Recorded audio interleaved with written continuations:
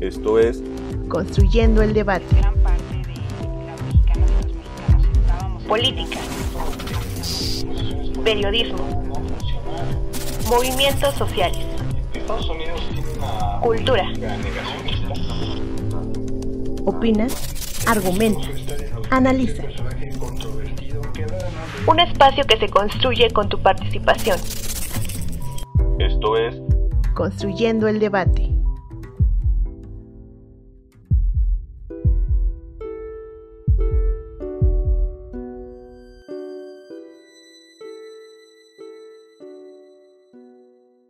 Sean todas y todos bienvenidos. Les saluda Jimena Lezama. Esto es Construyendo el Debate, el podcast de la Facultad de Ciencias Políticas y Sociales de la UNAM que podrán escuchar todos los miércoles. Nos pueden seguir a través de Facebook e Instagram, donde pueden hacernos llegar sus preguntas, comentarios, quejas y sugerencias sobre los temas que quieran que abordemos en este espacio. En Facebook nos encuentran como Construyendo el Debate y en Instagram como Construyendo-Debate. Si nos están escuchando a través de redes sociales, recuerden que pueden encontrar este podcast en el canal de YouTube de Construyendo el Debate, así como en Spotify. No olviden escucharnos, suscribirse y darle like. En este episodio hablaremos sobre los retos y aprendizajes que nos deja el COVID-19 a nivel mundial.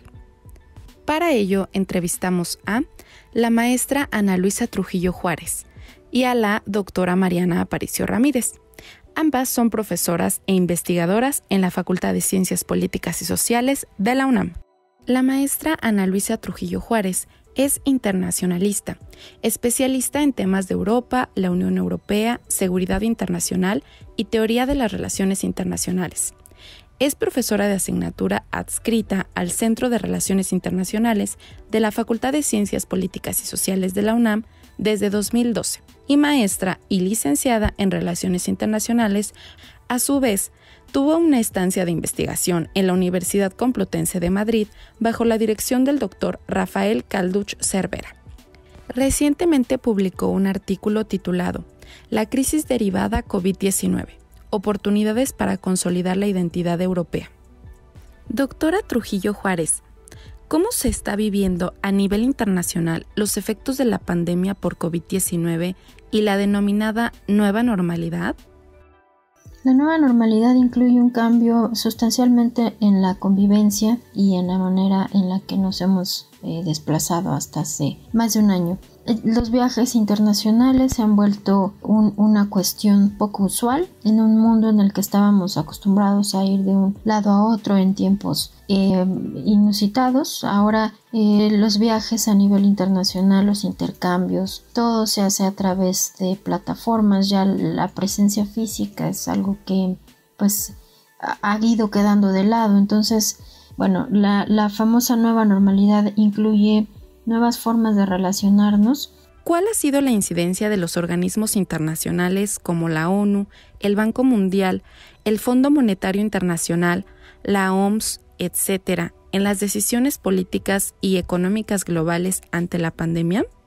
La incidencia de los organismos internacionales en el tema de la crisis que ha generado la pandemia del COVID-19 tiene muchísimas aristas y tiene amplísimos rangos de acción. La Organización de las Naciones Unidas ha establecido 3 planes básicos para dar respuesta a la crisis. Uno de ellos es el Plan Estratégico de Preparación y Respuestas, que busca atender necesidades sanitarias inmediatas, que está además elaborado por la Organización Mundial de la Salud, y además establece prioridades de respuesta para la pandemia. También se especifican medidas de salud pública que todos los países deben adoptar para prepararse de una manera más adecuada frente a la pandemia. Y bueno, tenemos también el Plan Mundial de Respuesta Humanitaria, que busca mitigar los efectos de la pandemia al menos en 50 países de mayor vulnerabilidad. Tiene un presupuesto alrededor de 2.000 millones de dólares que buscan apoyar a los países que tienen una situación mucho más precaria frente a lo que estamos viviendo. Y el tercero es el Fondo en Marco de las Naciones Unidas, que busca dar respuestas socioeconómicas inmediatas a fin de lograr una recuperación social y económica temprana, digamos, ¿no? Aunque claro, esto se ha ido alargando, el hecho de que a nivel internacional tengamos oleadas de contagios, es decir, las curvas epidemiológicas en gran parte de los países suben, vuelven a bajar y después vuelven a subir. Por todo esto que habíamos hablado anteriormente sobre la nueva normalidad, es muy difícil que la población en general acate las medidas y considere o valore lo peligroso que es, lo riesgoso que es la convivencia y la asistencia a lugares públicos, ¿no? Y bueno, y lo que implica también en términos económicos. Además de la acción de Naciones Unidas, tenemos también la Organización Mundial de la Salud, que ha estado en constante actualización de los datos a nivel mundial sobre el desarrollo de la pandemia, así como de los avances científicos en el entendimiento de cómo es que se transmite el virus del COVID-19, y también tiene algunos fondos, sobre todo para países africanos, ¿no? Donde es indispensable la ayuda y la protección a las poblaciones más vulnerables. La Organización Mundial del Comercio, por su parte, ha establecido en su sitio web una parte en específico donde se proporciona información actualizada relacionada con el comercio y con notificaciones que se deben de hacer respecto a las medidas y a las repercusiones que puede llegar a tener en las exportaciones e importaciones el hecho de que se hayan reducido los movimientos internacionales y todo el protocolo que debe de haber en cuanto al intercambio de bienes y de manufacturas. El Fondo Monetario Internacional, por su parte, ha implementado el financiamiento de emergencia y servicio de crédito rápido, así como el Fondo Fiduciario para alivio y contención de catástrofes. Ambos son donaciones suministradas por miembros del Fondo Monetario, que busca aliviar la deuda de los países más pobres y de tratar de también respaldar con algunos préstamos a los países que estén teniendo dificultades mucho más graves. También está el Banco Mundial, quien ha dispuesto más de 160,000 millones de dólares en programas de financiamiento para el año 2020 y lo que va, o el presente año del 2021, donde a través de diversas instituciones se busca ayudar a los países a dar respuestas inmediatas frente a la crisis del COVID-19, y esto a través de 3 ejes. Uno es la respuesta de salud de emergencia a través de mejorar los créditos a los gobiernos para asegurar el financiamiento de suministros médicos, y otro es a través de la respuesta económica de emergencia y de garantías de mejores créditos, mejores préstamos. También se han tratado de reorientar muchos proyectos existentes, muchos a fin de tratar de minimizar la pérdida de vidas y mitigar sobre todo el impacto económico de la pandemia, que ha sido devastador a nivel mundial. También hay otras agencias de igual importancia, como la CEPAL, como FAO, como el Banco Interamericano de Desarrollo, que han implementado sus propios programas de apoyo frente a la crisis que estamos viviendo. ¿Cómo se expresó la cooperación internacional entre los países desarrollados y los países en vías de desarrollo? Respecto a la cooperación entre países desarrollados y en vías de desarrollo, me gustaría retomar el ejemplo o lo que sucede en la Unión Europea. Ahí el Parlamento Europeo aprobó una propuesta de ayuda para estados que son vecinos, es decir, que caen en el sistema de la política europea de vecindad, y para miembros que tienen procesos de adhesión abiertos. Estas ayudas van a incluir más o menos 3.870 millones de euros en subvenciones. Además, se seguirán concediendo préstamos para inversiones desde el Banco Europeo de Inversiones. También es importante hablar de la acción exterior de la Unión Europea y de todos los programas de apoyo que están desplegando a través de este ámbito en cuanto a la distribución de vacunas en países en desarrollo y toda la implementación de programas y de fomento a iniciativas que ayudan a alcanzar los objetivos de desarrollo sostenible en el futuro.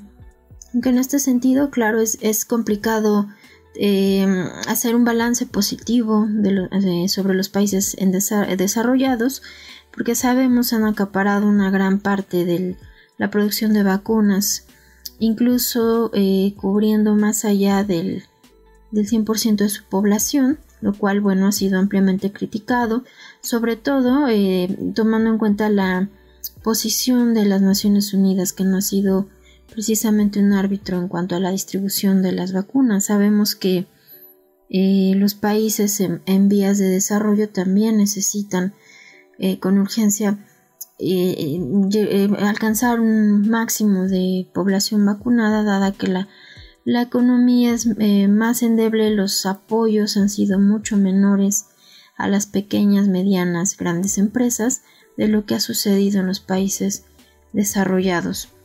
En ese sentido, bueno, el gran desafío para las economías en vías de desarrollo creo que va en dos sentidos. Uno es que es el mismo quizá para cualquier país en el mundo, es alcanzar un número importante de vacunas para la población, es decir, se necesita que un porcentaje amplio de población se encuentre vacunado para de esta manera poder retomar las actividades económicas en el menor tiempo posible, ¿no?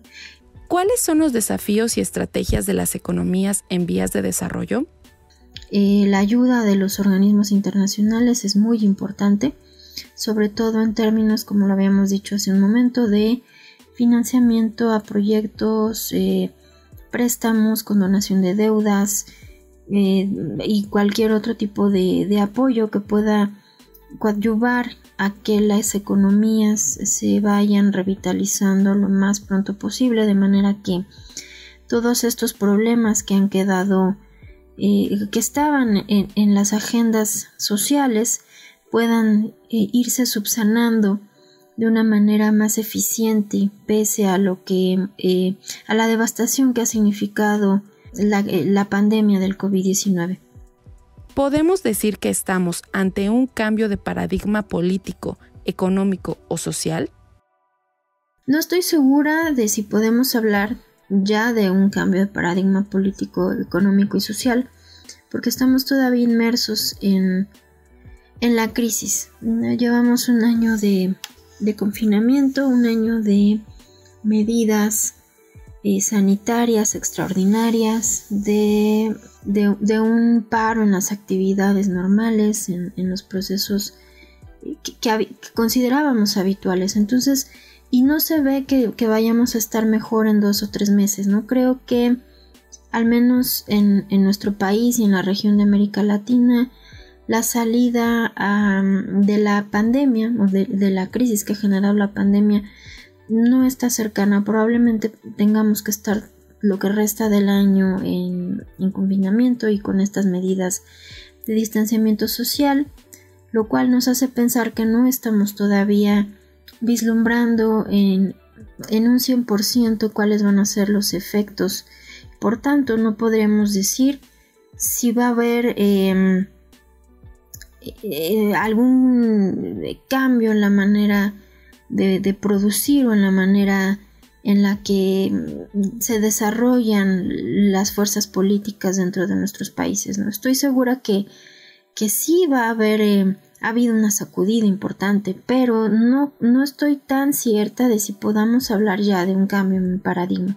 Creo que seguimos todavía en una especie de shock y de parálisis en donde no tenemos certeza exactamente de hacia dónde vamos a ir una vez que podamos salir de nuestras casas y retomar la vida, no como era antes, pero sí con actividades y con intercambios con las personas y en fin. ¿Qué se debe tomar en cuenta para generar estrategias para hacer frente a esta crisis internacional? Las estrategias podrían ser, pues creo que 2 o muchas seguramente, pero la más importante desde mi punto de vista es repensar la manera en la que nos relacionamos con el medio ambiente y la manera en la que se produce a nivel nacional e internacional. No estoy convencida de no atender el asunto del cambio climático, que ya hace mucho tiempo se había marcado como un tema importantísimo en la agenda. Creo que hoy lo es más que nunca. Podría decir incluso que es más importante que las crisis económicas, porque de no atenderse vamos a tener pandemias y vamos a tener desastres naturales, que ya los estamos viendo, pero van a venir desastres mucho más devastadores que van a volver a poner en jaque a nuestras sociedades. Entonces creo que el gran tema es repensar la manera en la que se produce, tratando de hacerle menos daño a la tierra, ¿no? Yo creo que ese sería uno de los grandes temas, y otra es repensar la manera en la que consumimos, pensar en otras alternativas que no tengan que ver precisamente con el consumo desmedido, sino en entender y crear algunos puentes entre la sociedad, entre los individuos que integramos la sociedad. ¿No? Puede haber alguna otra manera de satisfacer las necesidades que no incluyan precisamente la compra masiva de bienes que en muchos casos no necesitamos. La maestra Ana Luisa Trujillo nos señala algo fundamental, que es que en esta nueva normalidad ha sido eso, adaptarnos a que podemos estar en cualquier lado y no necesariamente de manera física. Al contrario, esta ha tenido que perder relevancia, ya que la única forma en la que podemos estar en cualquier lado en estos momentos es de forma digital. También nos señala que uno de los grandes desafíos ha sido cómo rescatar la economía debilitada de los países en vías de desarrollo. Y en esto, las acciones y apoyos de los organismos internacionales es sumamente importante, ya que ayudan a subsanar la economía de manera más eficiente.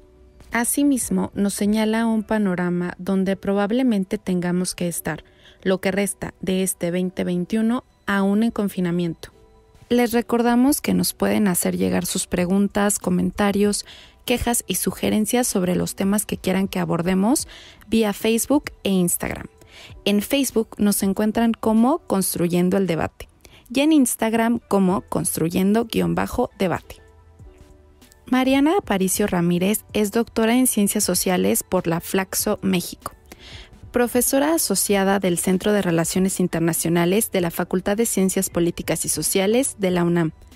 Ha sido becaria postdoctoral en el Centro de Investigaciones sobre América del Norte.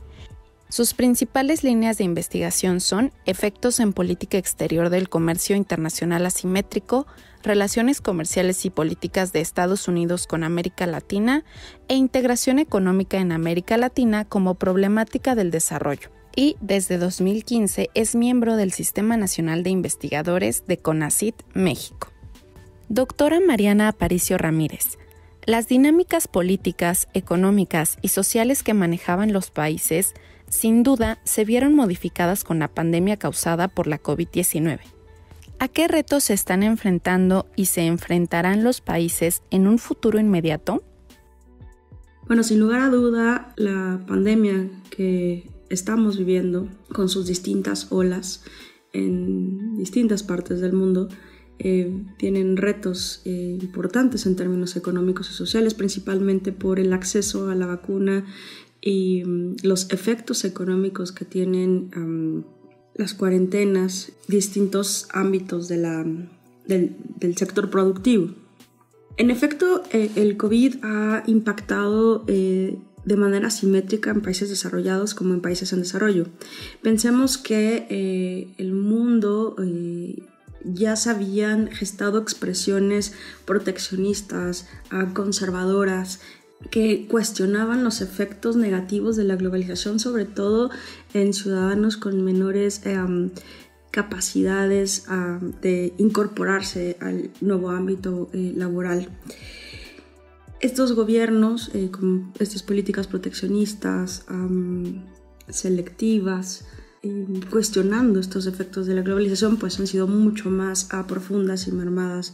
A partir de la pandemia del COVID-19 se han perdido muchísimos empleos, varios sectores han sido altamente afectados, por mencionar uno, el sector turístico.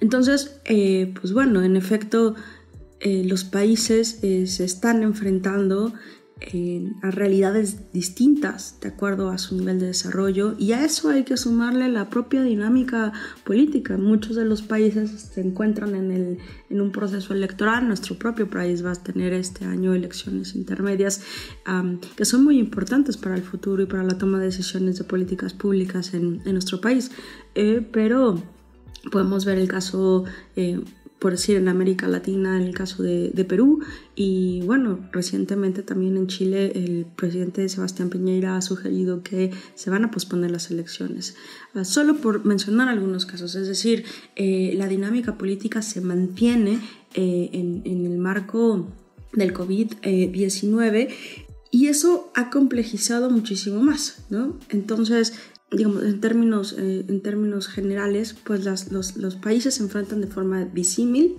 al acceso a las vacunas, a las políticas que los gobiernos implementan para mitigar los efectos económicos del COVID y, por supuesto, los efectos sociales, no solamente del propio aislamiento, sino también de las condiciones laborales, de las condiciones sociales. La pandemia ha puesto en evidencia la violencia que se vive dentro de los hogares y también dentro de los vecinos, ¿no? Entonces, digamos, no solamente ha sido una enfermedad mortal ahora, sino también efectos en distintas dinámicas a nivel internacional. A pesar de ser un mundo altamente globalizado, pudimos percatarnos de la desconfianza y el miedo que existe hacia la otredad. ¿Se puede decir que estamos ante el resurgimiento o el reforzamiento de discursos nacionalistas? Bueno, los discursos nacionalistas ya venían gestándose años anteriores, antes de la pandemia, pero es cierto que en distintas partes del mundo se han expresado movimientos en contra de las personas chinas, ¿no? Y en efecto esto se ha extendido en un primer momento al epicentro del propio virus, pero posteriormente se ha expresado en cómo se obtienen las vacunas. Y aquí me gustaría mencionar una cuestión que parece relevante. En las últimas semanas, los países productores de la vacuna han invocado, a partir de su seguridad nacional, la restricción de exportaciones de la vacuna a otras partes del mundo hasta que el mercado interno haya sido abastecido. Me refiero a Gran Bretaña, al propio Estados Unidos y a la India, solo por mencionar algunos. ¿A qué me refiero con esto? Este nacionalismo, si puede decirse así, este resurgimiento de protegernos en el marco de una pandemia, en un momento de incertidumbre, se evoca la seguridad nacional y no se piensa en los otros, a pesar que en las Naciones Unidas hay un programa en donde los países productores depositan o donan parte de su stock de vacunas para los países de menor desarrollo relativo. Hay algunos países, como el caso de Estados Unidos, que proporciona recursos económicos pero no vacunas. Esta posición de estos tres gobiernos que les he mencionado apoyaron al desarrollo de las vacunas. Dentro de los contratos hay esta cláusula que les permite al gobierno tener toda la producción de vacunas, y una vez que la población de ese país tenga acceso a ella, entonces sí que se podrá exportar. Esto quiere decir que en el marco de una emergencia, pues claro, el discurso nacionalista en nosotros, el primero hay que protegernos, pues cada vez es más patente. Pero este proceso no es producto per se de la pandemia, sino que el discurso nacionalista, proteccionista, tiene, digamos, en el siglo XXI su punto de inicio, si podemos ponerlo en una temporalidad, la crisis financiera del 2009 en Estados Unidos, sus efectos en la globalización en distintas partes del mundo. Los países tuvieron un crecimiento o una recuperación de esa crisis disimilar. Y por lo tanto, ante crisis económica, enfermedades, siempre se busca construir al enemigo, ¿no? Al otro, al que podemos imputarle parte de nuestros problemas. Y en efecto, este discurso nacionalista se va a ir desarrollando muchísimo más, sobre todo por políticos en campaña. Siguiendo con el tema discursivo y su impacto, ¿qué se dijo y qué se dice de China tras ser el epicentro de la pandemia? ¿Cómo enfrentarse a los discursos de odio y racismo ante un acontecimiento de esta magnitud? Bueno, ya había sugerido un poco el tema de China. En efecto, al inicio de la pandemia, China fue señalada como la causante de la pandemia que estábamos viviendo en el mundo. Diversos discursos de odio, de racismo, expresiones a la comunidad china en distintas partes del mundo se fueron y se hicieron patentes. Hay que señalar también que China ha desarrollado una fuerte diplomacia de las vacunas, ha ayudado a distintos países, sobre todo del sur global, y ha tratado de revertir con esta diplomacia parte del discurso negativo al ser el epicentro de la pandemia. Sin duda alguna, China está haciendo su trabajo, apoyando a otros países, exportando la propia vacuna desarrollada por su país. En algunos países puede tener tintes positivos, ¿no? Obtener o buscar un efecto positivo a partir de ser ellos el centro de la pandemia. En nuestro propio país, el caso mexicano es un claro ejemplo de ello. La Cancillería ha sugerido en distintos comunicados el apoyo del gobierno chino para el envío de equipos médicos, el envío de vacunas. Entonces es muy interesante que a pesar de ser eco de discursos de odio y racismo por parte de ciudadanos de distintos países del mundo, pues ha sido contraatacado por una diplomacia impecable de vacunas, una diplomacia médica por parte de China para mitigar ese efecto negativo. Todo lo cual tampoco evita que sus conciudadanos en distintas partes del mundo sean agredidos, ¿no? O señalados como parte del virus, ¿no? Entonces creo que eso es un tema del que podemos seguir discutiendo y analizando, porque hasta que esto se mitigue con mayor profundidad, ya que la gran mayoría de la población mundial esté vacunada, estos señalamientos van a ir reduciéndose. La política, a pesar del contexto, no se detiene. Me gustaría que nos hablara un poco del tema político electoral.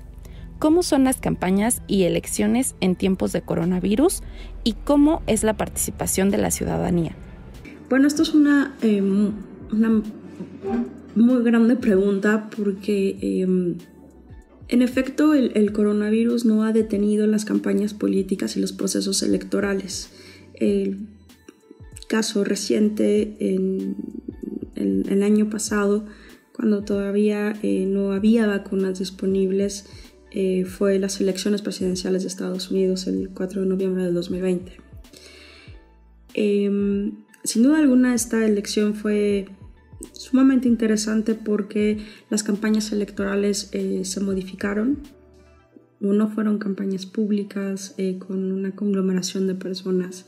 Las campañas se dieron en internet, obteniendo recursos bajo esta misma vía. Los propios debates fueron si bien en lugares cerrados, muy controlados, muy cuidados con la sana distancia, con la protección requerida. Es decir, las elecciones no paran independientemente del COVID-19. Las campañas se han transformado y la participación ciudadana, en el caso específico que estoy mencionando, se puede hacer un voto por correo. Hubo claramente también cuestionamientos sobre si eso posibilitaba un fraude o no, que se sugirió por el entonces presidente Donald Trump. Lo cierto es que la ciudadanía salió a las calles a votar en la elección presidencial y eso fue determinante entre el voto por correo y los ciudadanos que salieron ese día de nuevo con sana distancia a ejercer su derecho ciudadano. Revirtió la votación que hasta entonces se tenía en tendencia de reelegirse el presidente Donald Trump y le dio el triunfo al ahora presidente Joseph Biden. Eso podemos, verlo en un país desarrollado. En el caso nuestro, en el caso mexicano, toca ver ahora cómo serán las campañas, si los ciudadanos van a salir a una campaña tradicional o también los propios políticos serán conscientes de los efectos de conglomeraciones en las calles, de modificar la estrategia de campañas políticas. El INE ya ha dado ha informado a la ciudadanía que cuál será el proceso de votación, que nosotros tendremos que mostrar la credencial electoral, que se nos proporcionará gel antibacterial, que podremos estar nosotros solos. Entonces, es decir, en el caso de México, el INE está generando una campaña para dar certidumbre a la ciudadanía que con sana distancia su voto es importante y que tendrán las condiciones para realizarlo. De nuevo, en este punto me parece que todo tendremos que analizarlo ya con un tiempo transcurrido. Toca ver cuáles son los efectos de las vacaciones de Semana Santa. En Europa tenemos la tercera ola actual de la pandemia. Entonces, tanto las campañas de elecciones, habrá que analizarlo en cada uno de los países, cómo se comportan los políticos, cómo se comporta la ciudadanía ante la llamada de un ejercicio que hay que realizarse, porque lo que nos ha mostrado la pandemia es, independientemente de las lastimosas pérdidas humanas que se ha llevado este virus, la vida continúa de formas distintas y tanto el proceso político como la recuperación económica y los efectos sociales se quedarán por un buen rato, pero se necesita transcurrir en el tiempo para poder realizar un análisis mucho más detallado. La doctora Mariana Aparicio señala que en el mundo hemos visto que pese al COVID-19 ni las elecciones ni la vida para. Simplemente se modifica.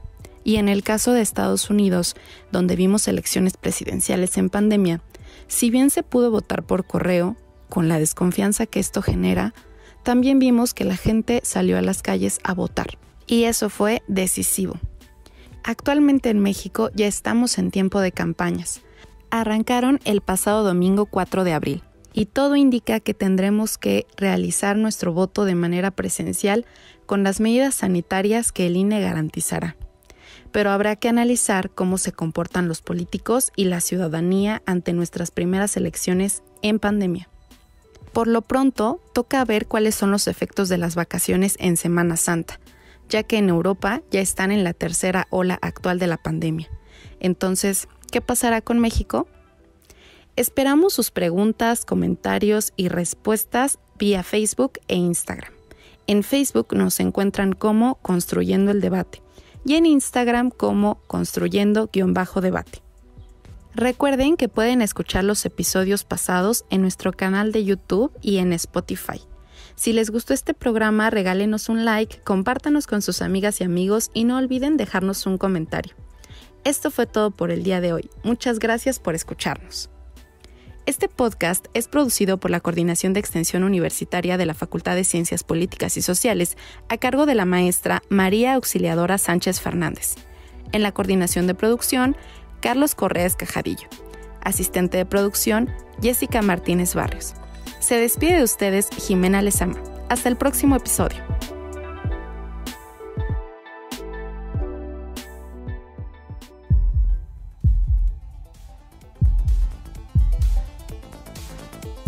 Esto fue Construyendo el Debate. Pues gran parte de la mexicana política. Estábamos esperando esto hacia Periodismo.